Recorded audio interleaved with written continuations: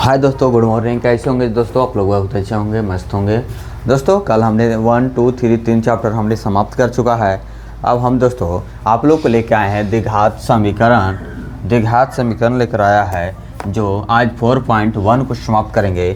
बोल रहा है कि जांच कीजिए कि क्या निम्न द्विघात समीकरण है या नहीं। दोस्तों द्विघात समीकरण है या नहीं हम कैसे करेंगे?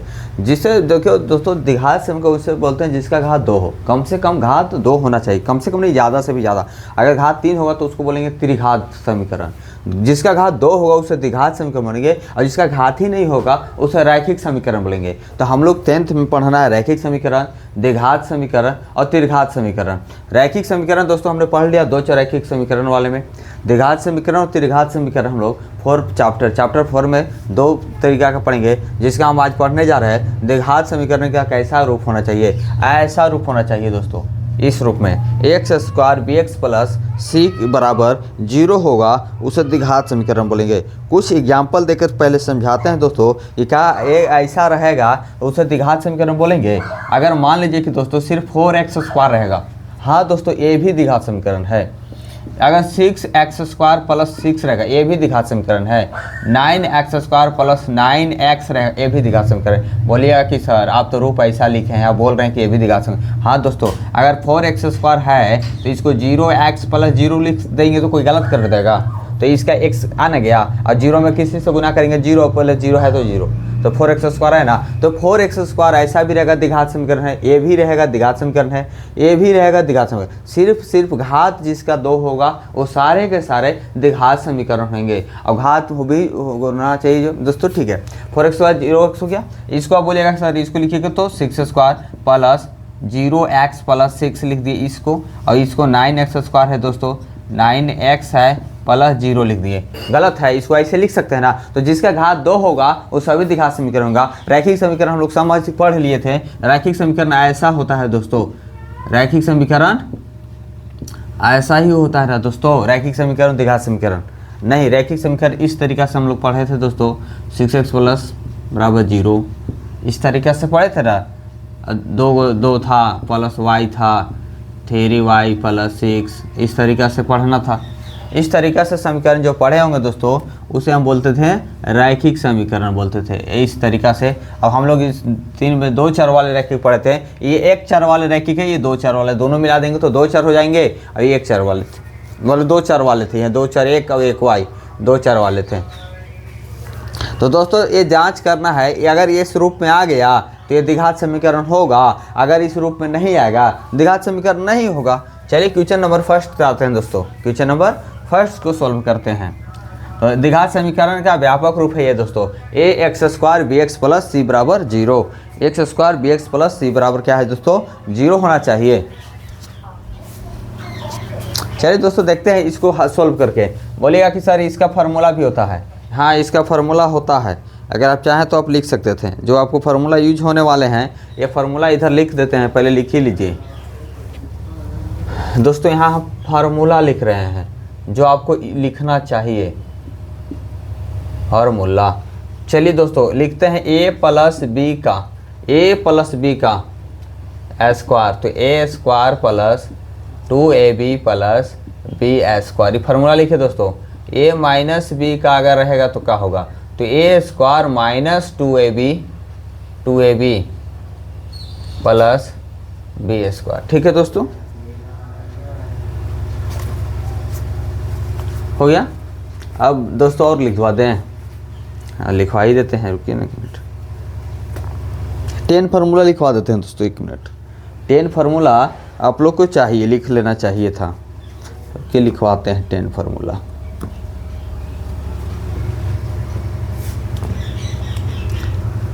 चलिए a हो गया, a माइनस बी हो गया, एक ये वाला लिखे दोस्तों, a प्लस बी और a माइनस बी रहेंगे तो क्या होगा? तो a square minus B square होंगे। अगर एक में a प्लस बी होगा, दूसरा में a माइनस बी होगा, तो a square minus B square. फिर दोस्तों ये ऐसा ही फार्मूला लिखे, 2 ठो आप लोग को यूज होगा। अब बोलिएगा कि कौन? a प्लस बी का होल क्यूब, तो a cube plus 3a square B plus 3ab square plus B cube. इसको और दूसरा रूप में भी लिख सकते हैं दोस्तों, 3a माइनस बी का हल क्यू। बताएंगे कैसे लिखेंगे। तो a q minus 3a square B plus 3a B square minus b q. चलिए दोस्तों, 5 फार्मूला आप लोग अभी पहले नोट कीजिए। 5 फार्मूला जो है आप लोग इसमें यूज करेंगे। तो ये देखो, एक प्लस बी हो गया ना। अब चाहेंगे तो इसको 2 बार रखेंगे। प्लस ए प्लस बी आया कहाँ से, ये फार्मूला आया कहाँ से। तो ये देखिए, फार्मूला का पहले प्रूफ कर देते हैं दोस्तों। क्या करते हैं प्रूफ। तो ए प्लस बी आया कहाँ से, तो ए प्लस बी है ना दोस्तों, इसको 2 बार लिख दीजिए। क्या करेंगे, 2 बार लिखेंगे। ए प्लस बी का स्क्वायर था, इसको ए था ना, तो इसको 2 बार लिखेंगे और 2 बार लिखे गुना कर दीजिए। ए से ए में कीजिए तो ए स्क्वायर, फिर ए से ए बी में कीजिए तो ए बी, फिर दोस्तों ए से बी में तो A B plus B square. इसको जोड़ दीजिए, A square plus A B, अब A B 2ab plus B square. आना गया दोस्तों। अब a माइनस बी का, तो a माइनस बी है ना दोस्तों का, तो इसको a square minus 2ab plus B square बोल रहे हैं ना। तो इसको 2 बार कर लीजिए, a माइनस बी का और a माइनस बी का हल, a माइनस बी गुना करके तो लिखना है a square minus A B, फिर क्या है minus A B plus B square. आने गया a square 2ab plus B square. Formula इसी तरीक़ा से, फिर इसको गुना करके इससे कीजिए, फिर इससे कीजिए, फिर इससे गुना इससे कीजिए, फिर इससे कीजिए, आ जाएगा। इसका अभी 3 बार करने पड़ेगा। इतना आया ना इसमें ये, फिर इसे a प्लस बी से गुना कीजिए। यही है दोस्तों गुना कर करके। चलिए आइए अब हम लोग समीकरण फर्स्ट में आते हैं, सब किचन फर्स्ट में आते हैं। बेसिक समझा दिए हैं तो दोस्तों हल लिखते हैं इसका। तो x प्लस 1 का लिख सकते हैं क्या दोस्तों, यही ना है। तो x के जगह पर क्या a, तो लिख सकते हैं x स्क्वायर प्लस 2, a की जगह x है दोस्तों, b की जगह पर क्या है 1 है, प्लस फिर क्या है b का स्क्वायर, तो 1 का स्क्वायर, यही ना a है, ये b है।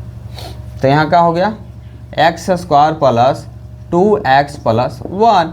ये क्या है, आ गया ना दोस्तों ऐसा। इसके साथ क्या है a, तो ये हो गया a x square plus 2bx plus 1। ये क्या है, अतः यह द्विघात समीकरण है।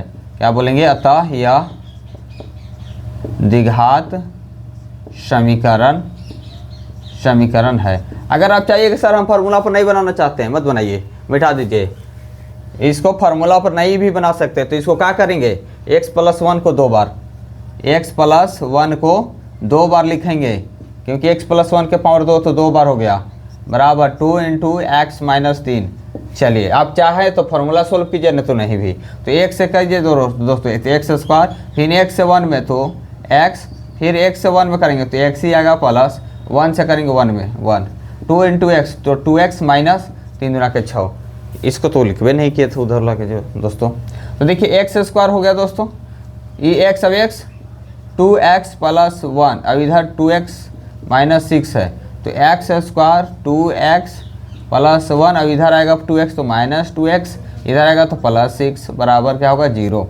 तो x स्क्वायर, अभी 2x से 2x कट गया, 6 और 7 बराबर 0। कहिएगा सर ये द्विघात समीकरण है, तो हाँ है।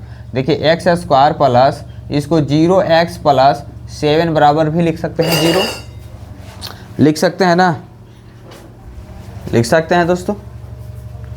फार्मूला मिटा देते हैं। अब फार्मूला का यूज क्या है लिख लिए होंगे तो लिख सकते हैं दोस्तों इसको ऐसे, एक्स स्क्वायर 0x प्लस 7 बराबर 0। अब आने गया फार्मूला, तो लिखेंगे अतः यह द्विघात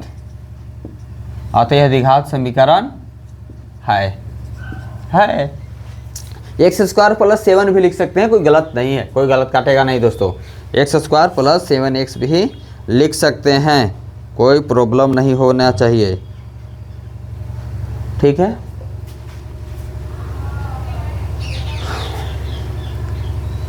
चलिए दोस्तों अब आते हैं हम लोग पहला के सेकेंड में। लिखा हुआ है दोस्तों x square minus 2x, x square minus 2x बराबर है -2 इंटू 3 माइनस एक्स, यही ना है दोस्तों। चलिए देखिए इसको क्या करना है, एक्स स्क्वायर माइनस 2x ही रहने दीजिए दोस्तों। इससे माइनस में गुना कीजिए, माइनस 2 3 दूना के 6, माइनस माइनस प्लस 2x, ये सभी तो बता दिए हैं दोस्तों। आइए एक्स स्क्वायर माइनस 2x, इस सभी को इधर लाएंगे, बराबर के इधर लाते हैं, साइन बदल जाता है, माइनस है तो प्लस है, माइनस 2x है तो प्लस 2x है तो माइनस 2x बराबर 0 हो जाएगा। तो देखिए दोस्तों, ये एक्स स्क्वायर है, एक्स स्क्वायर, ये माइनस 2x और माइनस 2x माइनस 4x हो जाएगा प्लस 6 बराबर 0। आना गया, जिसका घात मिनिमम का घात जिसका 2 हो उसे द्विघात समीकरण कहते हैं। तो इसके लिखिए, अतः यह द्विघात समीकरण है, द्विघात समीकरण है दूसरा। अब दोस्तों तीसरा में आइए हम लोग। दूसरा ये बहुत शॉर्ट बनेगा दोस्तों, कोई है ही नहीं, 4.1 में कुछ है ही नहीं। लेकिन हाँ 4.2 वेरी इंपॉर्टेंट लॉन्ग क्वेश्चन के लिए 4 चैप्टर जो है 2 3 जो उधर आएगा वेरी इंपॉर्टेंट रहेगा। ध्यान से 4.1 पढ़ेंगे, क्या कि ऐसा ही यूज करना होगा। 4.3 में लिखा हुआ है दोस्तों, x माइनस 2 है, x माइनस 2 x प्लस 1 बराबर x माइनस 1 x प्लस 3 है दोस्तों, यही है। तो दोस्तों इसमें क्या करना है, गुना कीजिए और इसमें भी गुना कीजिए। तो x से x में गुना करेंगे तो क्या हो जाएगा, x से x में गुना करेंगे तो x स्क्वायर हो जाएगा, x से 1 में करेंगे तो x हो जाएगा, फिर माइनस से करेंगे तो माइनस 2x हो जाएगा, माइनस 2 करेंगे, फिर x से करेंगे तो x स्क्वायर हो जाएगा, फिर x से करेंगे तो 3x हो जाएगा, माइनस 1x हो जाएगा, माइनस 3 हो जाएगा। सिर्फ गुना किए हैं दोस्तों। अब इसको हल कीजिए, एक्स स्क्वायर और x और x दोनों से सेम है तो माइनस x घट के हो जाएगा माइनस 2 बराबर, देखिए एक्स स्क्वायर, ये 3x है 2x है तो इधर हो जाएगा 2x हो जाएगा माइनस 3। सभी को बराबर को इधर लाइए, तो x square minus x minus 2, इधर आएगा minus x square minus 2x और माइनस है तो प्लस 3 बराबर 0। ठीक है दोस्तों, तो देखिए एक्स स्क्वायर और एक्स स्क्वायर कट गया दोस्तों, कट गया ना, सेम ही था ना, ये कट गया नहीं घट गया मान लीजिए। और यहाँ माइनस 2x और माइनस 3x और माइनस 2 में से 1 बराबर 0 है, इसका पावर घात 2, जिसका घात 2 नहीं तो लिखेंगे अतः यह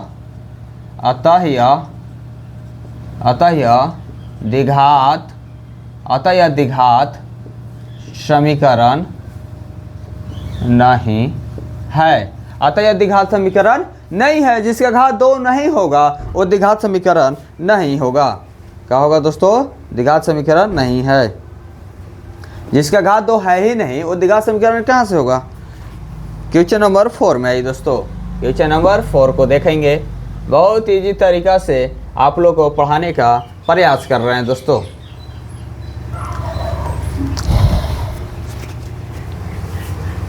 फोर में है दोस्तों, क्वेश्चन नंबर 4 में है x माइनस 3 2x प्लस 1 बराबर है x इंटू एक्स प्लस, जो भी सब फार्मूला लिखे थे दोस्तों, आप चाहें तो फार्मूला यूज कर सकते हैं, जहाँ होने लायक है बैठता है। इसमें तो फार्मूला बैठेगा ही नहीं, इसको गुना ही करना होगा दोस्तों। क्या करेंगे, यहाँ गुना कर देंगे, x से करेंगे दोस्तों इसमें तो x से गुना करेंगे इसमें 2 में तो 2 और x से x में तो x स्क्वायर हो जाएगा बाबू। फिर x से गुना करेंगे 1 में तो x ही रहेगा, फिर माइनस 3 से 2 में करेंगे तो माइनस 6 और x है तो x हो जाएगा, माइनस 3 से 1 में गुना करेंगे तो माइनस 3, फिर इससे गुना करेंगे बाबू तो x है तो x स्क्वायर हो जाएगा और 5 है तो 5x हो जाएगा। तो अब इस सभी को बराबर के इधर लाइए, तो 2x square plus x minus 6x minus 3, इसको भी दलाइए x स्क्वायर, इसको भी लाइए तो माइनस 5x बराबर 0। अब जोड़ दीजिए, घट रहा है, देखिए ये और ये सेम आदमी है, पावर जिसका 2 हो, ठीक है, तो 2 में से 1 घटेगा, x स्क्वायर होगा। फिर दोस्तों ये और हाँ पहले इसको कर लीजिए, और 6x और 5x माइनस 11x है, माइनस 3 अकेला है, माइनस अकेला है तो x स्क्वायर 10 11x में से x कटेगा तो -10x हो जाएगा बाबू। -3 बराबर 0 क्या है, ये द्विघात समीकरण है। लिखेंगे अतः यह द्विघात समीकरण है, क्योंकि इसका घात 2 ऑलरेडी है। जिसका घात 2 ऑलरेडी होगा दोस्तों वो द्विघात समीकरण होगा।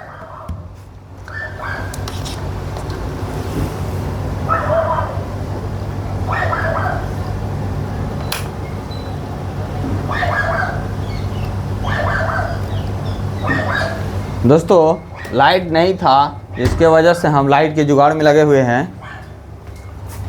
लाइट कर देते हैं दोस्तों, जिससे और अच्छा वीडियो शूट हो।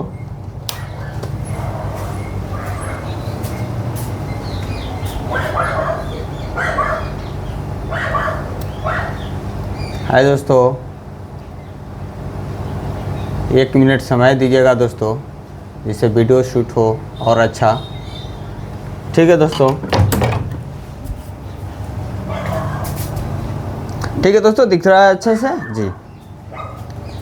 दोस्तों 4 हो गया, जिसका घात 2 होगा वो द्विघात समीकरण होंगे। अब दोस्तों 4 क्वेश्चन हम बना चुके हैं। इसमें टोटल 8 क्वेश्चन हैं जो बहुत जल्दी बनेंगे, और उसके बाद 3 क्वेश्चन है सिर्फ द्विघात समीकरण दिखाना है बस। चलिए दोस्तों, क्वेश्चन नंबर 5। क्वेश्चन नंबर 5 में क्या बोल रहा है दोस्तों? क्वेश्चन नंबर 5 है 2x - 1। 2x - 1 है, x - 3 है, x - 3 बराबर x + 5 x - 1। दोस्तों इसमें भी क्या करना है, मल्टीप्लाई करना है, गुना करना है। तो इसमें इससे पहले करो, इससे इसमें करो, फिर इससे इसमें करो, फिर इससे इसमें करो, फिर इससे इसमें करो, तो फिर वैसा ही करना है। तो 2x से x में करेंगे दोस्तों हल में, तो 2 से 1 में तो 2 और x से x में गुना करते हैं तो x²। फिर 2x से 3 में करेंगे तो 3 दूना के 6 और x है x। फिर -1 से x तो -x, फिर माइनस से माइनस प्लस, 1 से 3 में तो 3 हो गया। अब इससे गुना करो तो x² हो जाएगा, फिर x -1 में तो -1, फिर 5 से x में करेंगे तो 5x, फिर 5 से -1 तो -5। ठीक है, अब देखिए दोस्तों इसको 2x² हो गया, 6x और -1 -7x हो जाएगा, प्लस 3। अब x² है, x² करेंगे, -x है प्लस 5x घटेगा क्योंकि साइन अलग अलग है, 4x - 5 होंगे। ठीक है दोस्तों, अब सभी को इधर ला दीजिए, 2x² -7x प्लस 3 इधर आएगा, ये तो प्लस है तो -x², प्लस है तो -4x, माइनस है तो +5 बराबर 0। बराबर के इधर सभी को ला दिए। अब देखिए दोस्तों ये और ये सेम है, x² वाले हैं, तो 2x² में से 1x² घटेगा तो x² आएंगे, 7x और 4x अगर दोनों माइनस माइनस है तो क्या होंगे, जुटेंगे तो हो जाएगा 11x। 3 और 5 कितना हो जाएगा 8 बराबर 0। क्या है, पावर में 2 है ना, जिसका पावर 2 है तो क्या के लिखेंगे, अतः यह द्विघात समीकरण है। अतः यह द्विघात समीकरण है, जिसका घात 2 होगा वो द्विघात समीकरण होगा। चलिए दोस्तों 6 में आते हैं। डरिए नहीं, डेली एक चैप्टर दोस्तों हम पढ़ा रहे हैं, डेली एक चैप्टर पढ़ाया जा रहा है, इसलिए हमारे चैनल से ज़रूर जुड़ें। और आप लोग को 3 मंथ के अंदर सिलेबस समाप्त हो जाएगा, तो समझ जाइए 1 साल में 12 महीने होते हैं। अब आप 4 बार अगर सिलेबस को कंप्लीट कीजिएगा तो कोई आपको लगता है कि 100 में 100 मार्क्स नहीं आएंगे। अब इतना इजी तरीका से मैथ बढ़ताया जा रहा है, शायद कहीं मिलेगा। और टोटल क्वेश्चन ऐसा ही, x² प्लस 3x प्लस 1 बराबर लिख सकते हैं x - 2 का स्क्वायर। फार्मूला पर बैठ रहा है दोस्तों, ये -b का होल स्क्वायर पर बैठा सकते हो, नहीं तो गुना करना होगा। तो क्या करेंगे, गुना कर लीजिए, x² प्लस 3x प्लस 1, तो इसको x - 2 x - 2 लिख सकते हैं ना, क्योंकि 2 बार है, पावर में 2 था तो 2 बार लिख दिए। और नहीं तो a - b का होल स्क्वायर है, वो भी कर सकते थे। तो x² प्लस 3x प्लस 1, यहाँ x से करेंगे तो x² आ जाएगा, फिर x से 2 में करेंगे तो -2x आ जाएगा बाबू, फिर -2 से करेंगे तो -2x फिर माइनस माइनस प्लस 4 हो गया। अब क्या करेंगे, सभी को इधर लाइए, x square plus 3x plus 1, इसको भी इधर लाएंगे तो माइनस एक्स स्क्वायर, इधर इसको जोड़ इधर पहले ला लीजिए, 2x प्लस 2x हो जाएगा, माइनस था, माइनस 4 बराबर 0। यहाँ क्या हो गया, एक्स स्क्वायर। देखिए दोस्तों अब क्या करना है, ये एक्स स्क्वायर प्लस ही माइनस से कट गया। अब लिखेंगे 3x 2x, तो 3 2 5 2 7x प्लस 1 बराबर 7x, और ये 1 और माइनस 4 है तो हो जाएगा -3 बराबर 0। जिसका पावर कहिएगा कि सर हम इसको नहीं लिख सकते थे 0x स्क्वायर, नहीं बाबू, पावर इसमें होना चाहिए, पावर इसमें होना चाहिए। पावर ला कहाँ से आइएगा, तो इसको ऐसे नहीं लिख सकते हैं, इसलिए पावर इसका घात 2 होना चाहिए। अगर हो जाता तो द्विघात समीकरण होता। इसलिए हम कह रहे हैं कि कुछ हो या नहीं हो, जिसका घात 2 होगा, पावर 2 होगा, वो द्विघात समीकरण होगा, क्वाड्रेटिक इक्वेशन होगा, इंग्लिश में बोलते हैं क्वाड्रेटिक। अतः यह द्विघात समीकरण है, अतः यह द्विघात समीकरण है। अरे नहीं दोस्तों, द्विघात समीकरण नहीं है, क्योंकि इसका घात 2 नहीं है। चलिए दोस्तों 7 के देखते हैं।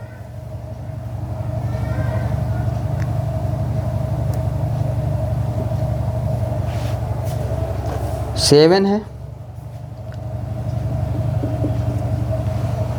7 में x प्लस 2 के power 3, 2x x square minus 1। बाबू देखिए ये 3 बार गुना करने पड़ेगा, इस तरीक़ा से गुना करने पड़ेगा, x प्लस 2, ये बहुत ज़्यादा लॉन्ग हो जाएगा, इसलिए इस फॉर्म को 3 बार ना करने से अच्छा है कि ये a है और ये b है, तो a प्लस b का होल क्यूब बताए थे, फार्मूला हम बताए थे ना जी, कौन सा, a cube plus 3a square b plus 3a b square plus b cube, यहीं पर हम रख देंगे, ये बन जाएगा। तो देखिए x है तो x क्या क्यूब करेंगे, यहाँ a है, ये b है, ये क्या है, a है, ये b है, तो ये है, एक जगह पर क्या करना है x, तो यहाँ लिखेंगे x के पावर क्यूब प्लस 3, a की जगह पर x है तो x स्क्वायर करेंगे, फिर गुने b है, b की जगह पर 2 है, फिर 3 है, 3 लिखेंगे, a की जगह पर क्या, a की जगह पर x लिखना है तो x लिखेंगे, गुने b का स्क्वायर करना है तो 2 का स्क्वायर करना होगा, प्लस b की जगह पर 2 है तो 2 के क्यूब करना बराबर। अब यहाँ क्या करना है, मल्टीप्लाई कर दीजिए इसको, तो हो जाएगा 2x के पावर 3, 2 गो, अब एगो यहाँ ई है, 2 गो अब एगो, तो क्या हो जाएगा 3 गो, और 2x माइनस 1 तो 2x, 1 से करेंगे तो माइनस में रह जाएगा। चलिए दोस्तों अब यहाँ इसको हल कर लीजिए, एक्स क्यूब प्लस 3 दूना के 6 क्या होगा, 3 दूना के 6x स्क्वायर, फिर क्या होगा 3x गुने 2 का स्क्वायर 4 प्लस 2 का क्यूब कितना होगा, 2 गुने 2 गुने 2, 2 गुने 2 गुने 2, तो 2 के 8 हो जाएगा बराबर 2x क्यूब माइनस 2x। ठीक है, अब कहेंगे कि सर x क्यूब हो गया तो x क्यूब, 6x स्क्वायर और 4 तिहाई 12x प्लस 8। अब इसको इधर लाइए, माइनस 2x क्यूब और इधर माइनस है तो प्लस 2x बराबर 0। तो देखिए ये x क्यूब है, ये माइनस 2x क्यूब है ना, तो और ये दोनों सेम है तो ये क्या हो जाएगा माइनस x क्यूब, घटेगा। अब 6 स्क्वायर है तो हो जाएगा 6x स्क्वायर, हाँ ठीक है। फिर 12x है बाबू, अब ये 2x है, 14x है प्लस 8, ये है द्विघात समीकरण।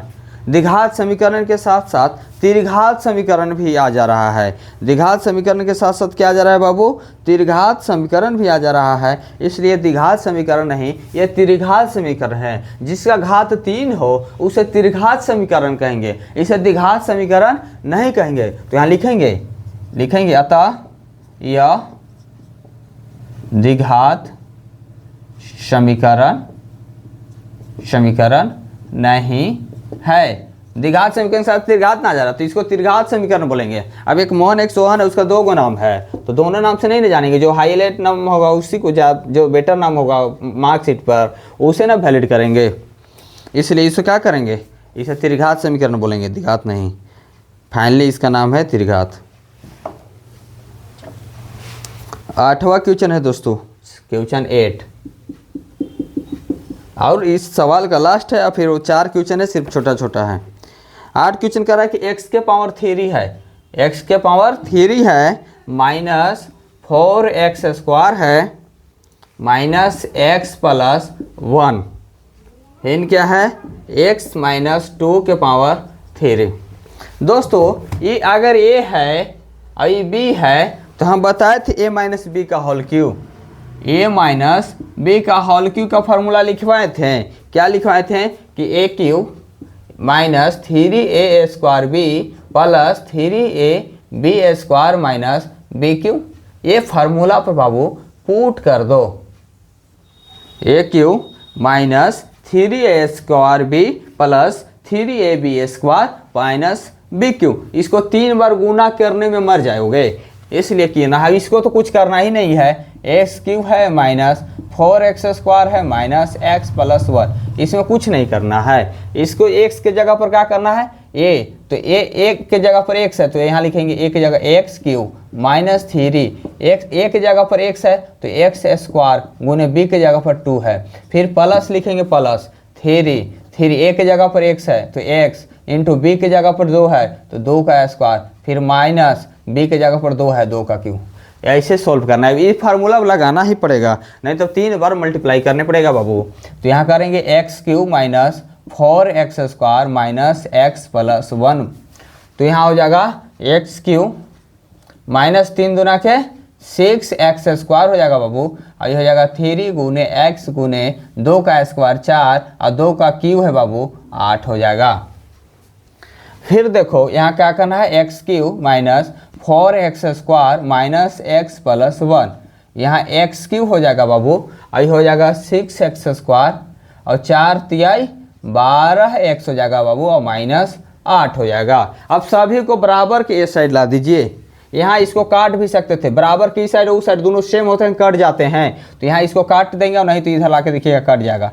X cube minus 4x square minus x plus 1, x plus है तो माइनस एक्स क्यूब, माइनस है तो plus 6x square minus 12x, minus है तो प्लस 8 बराबर 0। देखो बाबू कौन कौन कट रहा था, ये कट गया और ये कट गया। अब देखिए एक्स स्क्वायर वाला, ये 4x स्क्वायर है, ये 6x स्क्वायर है, तो यह घट के 2x स्क्वायर ना हो जाएगा। फिर माइनस x है और माइनस 12 है तो माइनस 13x हो जाएगा, प्लस 1 और प्लस 8 प्लस 9 बराबर 0। तो लिख सकते हैं क्या था, यह द्विघात, अतः यह द्विघात समीकरण है, क्योंकि इसका घात 2 है, जिसका घात 2 होगा वो द्विघात समीकरण होगा, जिसका घात 2 होगा वो द्विघात समीकरण होगा, इसलिए द्विघात समीकरण है। अब हम लोग के दोस्तों तो बस दूसरा क्वेश्चन एक और बचा हुआ है, उसे हम तुरंत समाप्त करेंगे और बहुत इजीली रूप में समाप्त करने जा रहे हैं। आइए दोस्तों क्वेश्चन नंबर 2, क्वेश्चन नंबर 2 को कंप्लीट देखिए कैसे करना है। कह रहा है कि पहले हेडिंग दे देता है कि निम्न स्थितियों को, का स्थिति इसका आ गया बाबू, देखो कह रहा है कि निम्न स्थितियों को, निम्न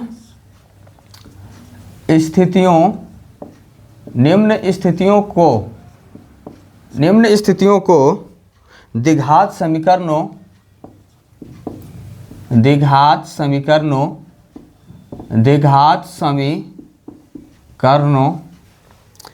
के रूप में निरूपित कीजिए, के रूप में, तुरंत बता रहे हैं दोस्तों, निरूपित कीजिए।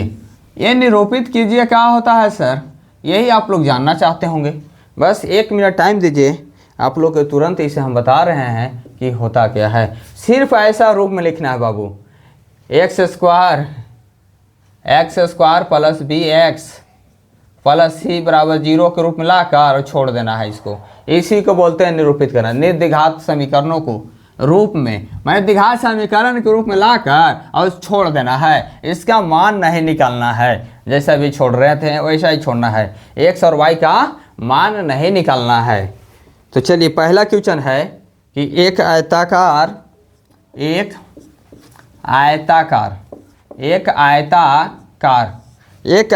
भूखंड का क्षेत्रफल, भूखंड का क्षेत्रफल 528 मीटर स्क्वायर है, 528 मीटर स्क्वायर है। क्षेत्र की लंबाई, क्षेत्र की, यहाँ क्षेत्र लिख देते हैं, क्या दिक्कत है, क्षेत्र की लंबाई मीटर में है। क्षेत्र की लंबाई क्या है? मीटर में है। चौड़ाई के दोगुना से एक अधिक है। चौड़ाई के दोगुना से एक अधिक है। चौड़ाई के दोगुना से एक, दुगने से या दोगुना एक ही है बाबू, दोगुने से एक अधिक है। हमें भूखंड की लंबाई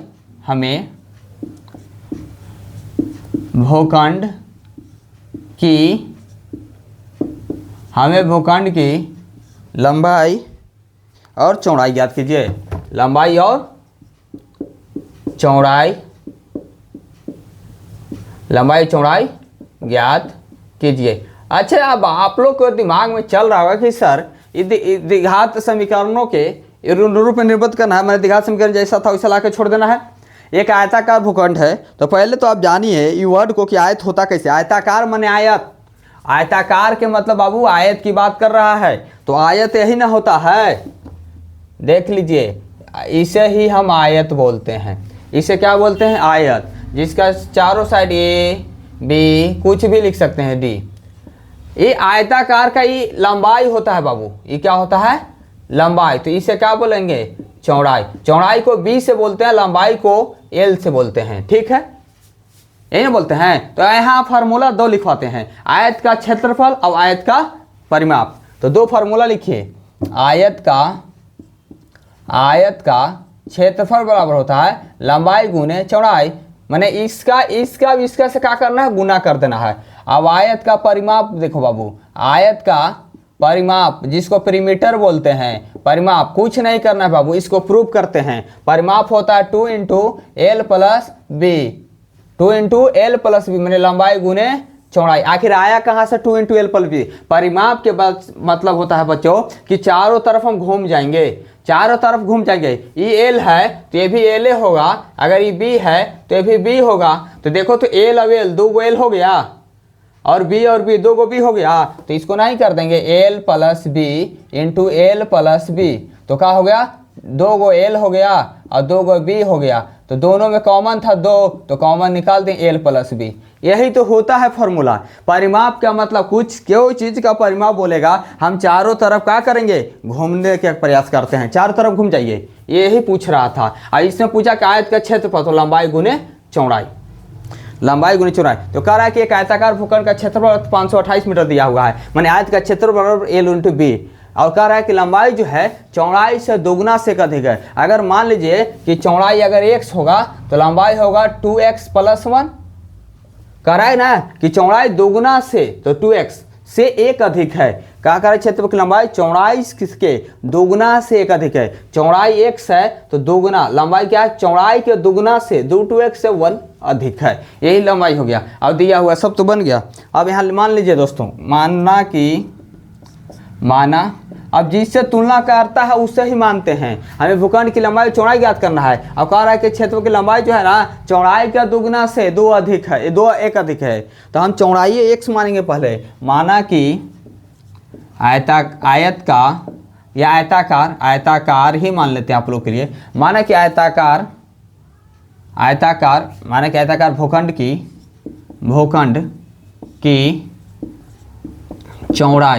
चौड़ाई क्या होगा बाबू? x मीटर में बोला था ना, x मीटर। तो क्या हो जाएगा? आयताकार भूखंड की लंबाई, माने ये ऐसा लाइन खींचने का मतलब है कि आयताकार भूखंड की लंबाई। तो क्या होगा? कह रहा था कि चौड़ाई के दुगना से, तो चौड़ाई के दुगना से एक अधिक है, चौड़ाई की दुगुना से एक अधिक है, तो इसको कह सकते हैं 2x + 1। चौड़ाई की दुगुना से एक अधिक है। आयताकार भूखंड की लंबाई क्या है? चौड़ाई की दुगुना से एक अधिक है, यही ना है। चलिए हो गया। अब लंबाई भी पता हो गया, चौड़ाई भी पता, लंबाई भी पता हो गया। तब आयत का क्षेत्रफल ना बताएं अभी कि आयत का क्षेत्रफल क्या होता है? तो लंबाई गुने चौड़ाई। तो रख दीजिए आयत का क्षेत्रफल कितना दिया हुआ है? 528। लंबाई कितना है बाबू? तो कहिएगा कि 2x + 1 है सर, और चौड़ाई कितना है? तो x है। तो लंबाई की जगह पर 2x + 1 रख दिए, चौड़ाई की जगह पर x। तो अब इसको सोल्व कर दो। 528 2x इसमें गुना करेंगे इससे, तो हो जाएगा 2x² + x। अब इसको भी उधर ले जाइए, तो कहिए कि सर पहले ऐसे, तो देखो बाबू 2x² + x बराबर 528 लिख सकते हैं। इसको इधर लिख दिए हैं, इसको इधर लिख दिए, कुछ किए नहीं है, ऐसे लिख सकते हैं। 2 बराबर 2 है, तो इसको इधर लाएंगे, इसको इधर लाएंगे, कोई इफेक्ट नहीं पड़ेगा, तो इसे लिख दिए। अब 528 को इधर ला दीजिए बराबर को, तो 2x² + x - 528 बराबर 0। यही हो गया द्विघात समीकरण का रूप। यही कह रहा था कि द्विघात समीकरण के रूप में निरूपित कर दिए 2x² + x - 528 बराबर 0। ऐसा ही रूप में देना था, दे दिए दोस्तों। हो गया फर्स्ट क्वेश्चन सोल्व। ऐसा ही और 3 क्वेश्चन हैं।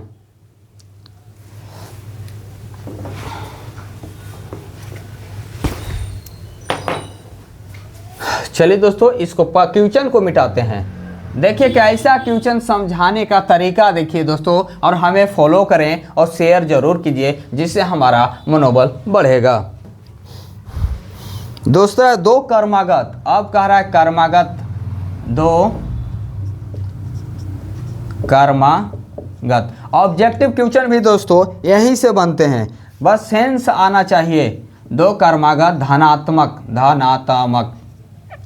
धनात्मक पूर्णांकों का योगफल, पूर्णांकों का गुणनफल है। गुणनफल मैंने गुना करके दिया हुआ है। गुणनफल 306 है, 306 है। हमें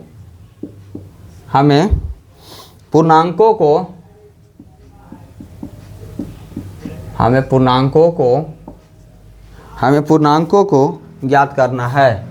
क्या करना है? ज्ञात करना है।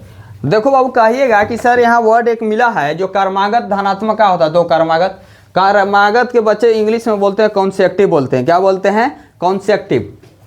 आइए कर्मागत के मतलब दोस्तों 1 2 3 जैसे लगातार 2 कर्मागत है, इसका मतलब कि लगातार जो दो ऐसा कोई ऐसा होगा जिसका मल्टीप्लाई करेंगे ना, गुणनफल 306। मान लीजिए कि ऐसे 5 गुने 6 ये कर्मागत है, 7 गुने 8, 6 गुने 7, इसे कहीं कर्मागत बोलते हैं। अगर यहाँ देते हैं कि 2 कर्मागत ऐसा 2 कर्मागत धनात्मक पूर्णांकों का गुणनफल 30 है, तो हमें पूर्णांकों ज्ञात कीजिए, तो 5 गुने 6 30 ना हो गया। अगर बोल देता है कि 56 है 306 की जगह पर, तो 7 गुने 8 हो गया। इसी को बोलते हैं 2 कर्मागत धनात्मक पूर्णांक। ये धनात्मक नहीं, ये निगेटिव है, ऋणात्मक है, धनात्मक है ना जी। तो ऐसा ही रूप में हमें क्या करना होगा? मानना होगा। तो एगो के x मानते हैं, तो एगो के x + 1 मानेंगे। मान लीजिए x का वैल्यू 5 आया, तो x + 1 का वैल्यू 6 आएगा ना। तो ऐसा ही पहला मानना होगा। कर्मागत आप लोग समझ गए, और इसका गुणनफल का मतलब गुना। तो मानेंगे, क्या करेंगे? माना पहला कर्मागत माना पहला कर्मागत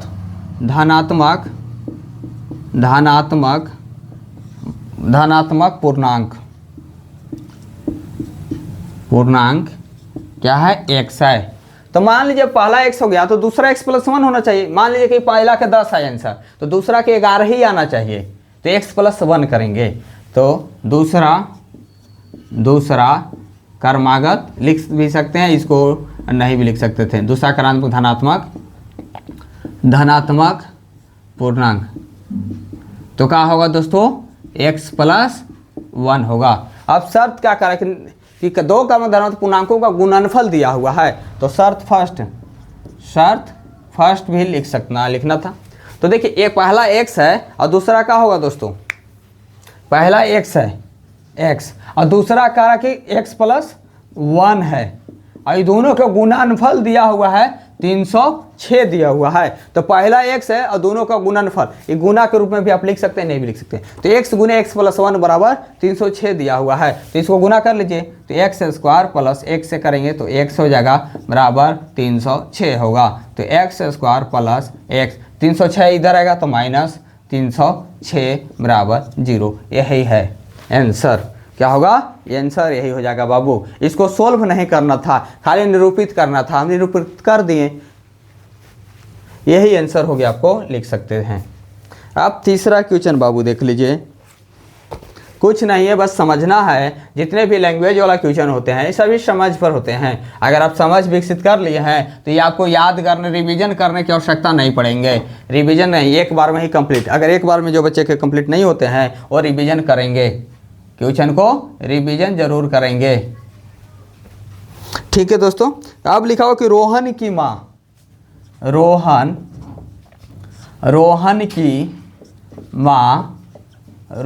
माँ उससे 26 वर्ष बड़ी है, 26 वर्ष बड़ी है। रोहन की माँ उससे 26 वर्ष बड़ी है। तो बताइए बाबू, कोई भी माँ होगा अपने पुत्र से तो बड़ा ही होगा, तो 26 वर्ष बड़ा है उसकी माँ अपने बेटा से। तो रोहन की माँ जो है उससे 26 वर्ष बड़ी, किससे, रोहन से 26 वर्ष बड़ी है। उनकी आयु वर्षों का, उनकी आयु वर्षों में, माने उनकी आयु वर्षों में दिया हुआ है, ये नहीं भी लिखता तो आप वर्ष में ही जानते हैं। का गुणनफल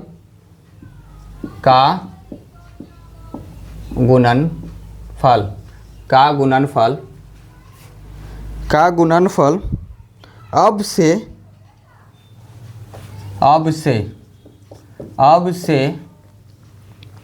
3 वर्ष पश्चात माने बाद में, हम बार बार बोलते हैं बच्चों को कन्फ्यूजन। और पूर्व माने पहले, पश्चात माने बाद में। पश्चात 360 हो जाएगी, 360 हो जाएगी। हमें रोहन की वर्तमान आयु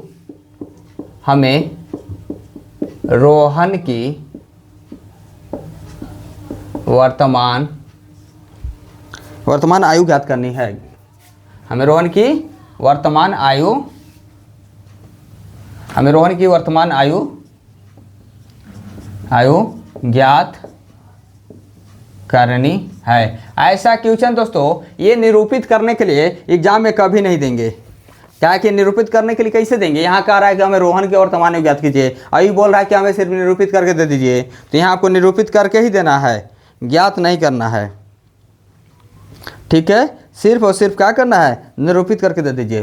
तो मान लीजिए कि रोहन की माँ उससे 26 वर्ष बड़ी है, उनकी आयु का वर्षों का गुणनफल अब से 3 वर्ष बाद 360 हो जाएगी। हमें रोहन की वर्तमान आयु ज्ञात कीजिए। तो मान लीजिए दोनों की आयु मान लीजिए। अब जब भी आयु अगर पूछता है, कुछ नहीं लिखा हुआ रहता है, तो प्रेजेंट आयु माने वर्तमान आयु, जो अभी कितना साल के रोहन है उसी आयु को पूछता है। तो हम लोग ऐसे मानेंगे कि माना कि रोहन की वर्तमान आयु कितना होगा, आयु x वर्ष है। ठीक है, तो रोहन की माँ की वर्तमान आयु, रोहन की माँ की वर्तमान आयु का होगा बाबू x + 26 वर्ष। क्वेश्चन पढ़ लीजिए कि रोहन की माँ उसे 26 वर्ष बड़ी है। तो रोहन जब 5 साल का होगा तो इसकी माँ 31 साल की होगी, क्योंकि 5 + 26 31। बताने के लिए ऐसा लेते हैं, 26 वर्ष बड़ी तो x है, तो x का वैल्यू मान लीजिए कुछ भी आ सकता है। तो x का वैल्यू मान लीजिए 5 वर्ष का रोहन है, तो इसकी माँ 31 वर्ष की होना चाहिए ना, 26 साल बड़ा है। ठीक है। अब कह रहा है कि उनकी आयु का गुणनफल अब से 3 वर्ष बाद। तो देखिए बाबू, अब 3 वर्ष बाद कह रहा है तो ऐसे लिखिए कि अब शर्त फर्स्ट हो गया ना, शर्त फर्स्ट से, चाहे शर्त फर्स्ट का भी तो मानना ही है। देखिए कह रहा है कि 3 वर्ष, अब लिखेंगे यहाँ, अब लिख दीजिए, अब 3 वर्ष बाद रोहन की आयु, 3 वर्ष बाद रोहन की आयु, तो 3 साल बाद रोहन की आयु बाद वाला कहेगा, पश्चात वाला कहेगा, तो जोड़ते हैं। अगर पूर्व या पहले बोलता है तो आयु घटा देना है। तो अब 3 वर्ष बाद रोहन की आयु क्या होगा? अभी मान लीजिए कि रोहन की आयु 5 साल है, तो 3 साल बाद 8 साल, तो 3 क्या करेंगे? जोड़ेंगे। तो 3 वर्ष बाद रोहन की आयु। अब लिखेंगे कि 3 वर्ष बाद रोहन की माँ की आयु, तो रोहन की माँ की आयु कितना है? x + 26, x + 26 है ना, और 3 साल और जोड़ेंगे। बाद वाले में जोड़ते हैं, पश्चात वाले में जोड़ते हैं, तो ये जाएगा x + 29 हो जाएगा, x + 29। आइए अब देखिए क्वेश्चन क्या कह रहा है। कह रहा है कि 3 वर्ष, अब से 3 वर्ष बाद जो है 360 हो जाएगी। 3 वर्ष के बाद का गुणनफल दिया हुआ है, उनकी आयु का गुणनफल अब से 3 वर्ष बाद 360 हो जाएगी। तो यही वाला दिया हुआ है, तो यहाँ लिखेंगे शर्त फर्स्ट। क्या लिखेंगे? शर्त फर्स्ट। कह रहा है कि 3 वर्ष बाद क्या गुणनफल दिया हुआ, मैंने गुना करेंगे ना, तो 3 साल बाद मान लीजिए रोहन का आयु अगर 8 था तो इनका कितना था? 31 और 3 34, तो 31 × 34 का दिया हुआ है। तो गुणनफल 3 वर्ष बाद वाला लिखेंगे। तो ये रोहन है, ये रोहन की मम्मी है, तो 3 वर्ष बाद के इस दोनों का गुणनफल दिया हुआ है 360। तो लिखेंगे x + 3 गुने, गुणनफल करना था, x + 29 बराबर कह रहा है कि 360 है। 3 वर्ष बाद का आयु ना है रोहन का x + 3 और रोहन की मम्मी के x + 29, तो 3 वर्ष बाद का गुणनफल 360 कह रहा है कि 3 साल बाद इनकी आयु हो जाएगी। अभी हुआ नहीं है, हो जाएगा। जब 3 साल बाद जाएंगे तो इनका आयु कितना हो जाएगा? 360 साल। चलिए अब देखिए इसको क्या करना है? गुना करना है इससे।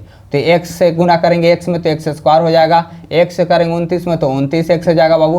3 से x में करेंगे तो 3x, और 3 से 29 में करेंगे तो 9 × 3 = 27, 3 दूना 6 2 7 87 बराबर 360 होंगे, 360 होंगे।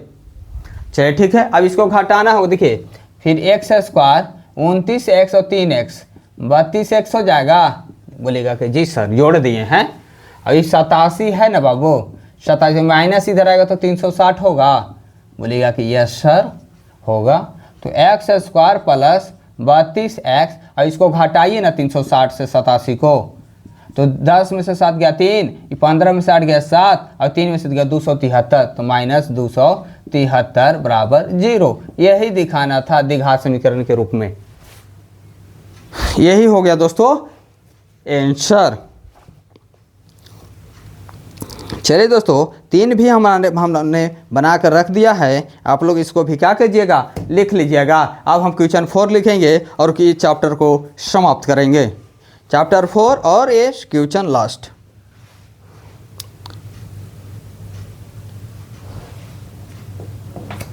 ठीक है दोस्तों, क्वेश्चन 4 एक लास्ट है, ज़्यादा बड़ा नहीं है, बस समझना है। क्वेश्चन समझ गए तो सबसे बेटर, क्वेश्चन समझना ही तो मेन है बाबू, क्वेश्चन समझना ही था। ठीक है, इसको आप लोग लिखिए, कोई बड़ा नहीं है। 4.1 में करा कि एक रेलगाड़ी है, इसी से जुड़ा हुआ ना आएगा आगे चैप्टर में, और एक चैप्टर में एक क्वेश्चन इसमें लॉन्ग रहते हैं, 5 नंबर के क्वेश्चन आएगा ही आएगा, कोई दिक्कत नहीं आएगा इससे। एक रेलगाड़ी, एक रेलगाड़ी, एक कह रहा है एक रेलगाड़ी 480 किलोमीटर, 480 किलोमीटर की दूरी समान चाल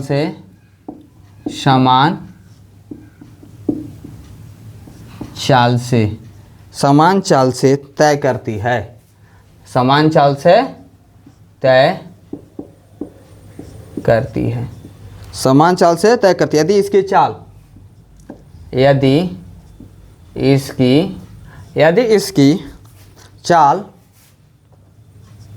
यदि इसकी चाल 8 किलोमीटर पर आवर कम होती है, कम होती है तो वह उसी दूरी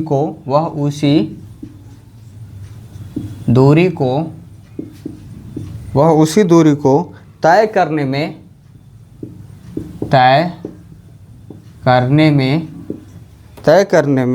3 घंटा अधिक लेती है। 3 घंटे अधिक लेती है, हमें रेलगाड़ी की चाल ज्ञात कीजिए। रेलगाड़ी की चाल ज्ञात करनी है। देखिए बाबू, कह रहा है कि एक रेलगाड़ी है, एक रेलगाड़ी 480 किलोमीटर दूरी समान चाल से तय करती है। कोई भी इसका दूर होगा जो उचाल से क्या करता है, चल रहा है, समान चाल से चल। अब बताइए, अगर आप स्पीड बढ़ाइएगा तो टाइम कम लगेगा, अब आप स्पीड घटा दीजिएगा तो टाइम क्या हो जाएगा, ज़्यादा लगेगा ना। तो ये कह रहा है कि हम एक जगह 480 किलोमीटर की दूरी समान चाल से तय करती है। यदि इसकी चाल 8 किलोमीटर पर आवर कम हो जाती है तो उसी दूरी को तय करने में, उसी दूरी को मैंने 480 किलोमीटर की दूरी को तय करने में 3 घंटा अधिक लेती है। तो बात सही है, अगर 8 किलोमीटर पर आवर आप कम कीजिएगा तो आपको टाइम क्या हो जाएगा, ज़्यादा ही लगेगा, टाइम हो जाएगा ज़्यादा लगेगा। तो वही कह रहा है कि हमें रेलगाड़ी की चाल ज्ञात कीजिए। तो मान लीजिए रेलगाड़ी की चाल पूछा है, तो मान लीजिए कि माना कि रेलगाड़ी की चाल, माना ऐसे लिखेंगे था, माना कि रेलगाड़ी की चाल, माना कि रेलगाड़ी की चाल 1 किलोमीटर पर आवर, क्या हो जाएगा, पर आवर। अब इसका कुल दूरी दिया हुआ है, कुल दूरी क्या दिया हुआ है, लिख दीजिए, कुल दूरी भी दिया हुआ है, कितना है, 480 किलोमीटर।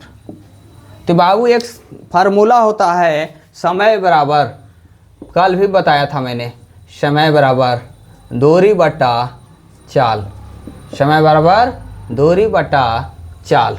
इसी को सोल्व करेंगे। कारण कि एक रेलगाड़ी 480 किलोमीटर की दूरी समान चाल से तय करती है। यदि इसकी चाल 8 किलोमीटर कम होती है तो उसी दूरी को तय करने में 3 घंटा अधिक लेती है। तो मान लीजिए कि समान चाल से चल रहा है तो समय बराबर क्या होगा। चलिए अब हम शर्त फर्स्ट को लिखते हैं। शर्त जब फर्स्ट के लेंगे तो समय बराबर क्या होगा, यहाँ T1 लेंगे क्योंकि एक बार बढ़ेगा, T1 बराबर होगा दूरी कितना है 480, चाल कितना ले रहा है x किलोमीटर x, तो ये समीकरण फर्स्ट ना हो जाएगा। T1 बराबर कर रहा है कि शर्त फर्स्ट में कर रहा है कि समय तो उतना ही लिया जाए, समय T1 है 480 बटा x, क्योंकि कुल दूरी बटा समय, दूरी बटा चाल, तो दूरी 480 और चाल x। अब शर्त 2 लिखेंगे, शर्त 2, तो यहाँ शर्त 2 तो समय बराबर, समय बराबर है, समय बराबर है ना, तो समय बराबर है दूरी, तो दूरी तो 480 है, 480। चाल कह रहा है कि हम 8 किलोमीटर कम कर देंगे, तो चाल को क्या कीजिए, चाल x था 8 किलोमीटर कम कर दीजिए, ये समीकरण 2 है। अब तो कह रहा है ना जी कि पहला के जो समय था और दूसरा के जो समय है 3 घंटा अधिक लगता है। तो यहाँ इस समय T2 था, तो कह रहा है कि पहले जो टाइम लगता था ना, तो T1 से क्या कर रहा है कि 3 घंटा अधिक लेता है, ले रहा है ना, कि कह रहा है कि T2 जो हम पहले जो समय था T1, इसे हम 3 घंटा अधिक लेते हैं, चाल कम किए तो क्या हुआ, समय 3 घंटा अधिक लेने लगा। यही ना बोल रहा है कि पहले के जो टाइम था हमारा 3 घंटा हम अधिक लेते हैं, तो T2 ये ना 3 घंटा अधिक लेता है, तो T1 से क्या करेंगे, घटा देंगे, क्या करेंगे, घटा देंगे, T2 में से T1 को घटा देंगे, क्योंकि T2 जो है ना 3 घंटा ज़्यादा समय लग रहा है। कहा कि हम 8 किलोमीटर घटाते हैं तो हमारा टाइम 3 घंटा ज़्यादा लगेगा, तो T2 बड़ा ना हो गया, T2 ज़्यादा समय ले रहा है किससे, T1 से, तो T1 बाई 3। तो अब T2 के बराबर जगह पर क्या लिखा हुआ है 480 बटा x, T1 की जगह पर माइनस, T1 की जगह पर क्या लिखा हुआ है 480 बटा x माइनस 8 बराबर क्या है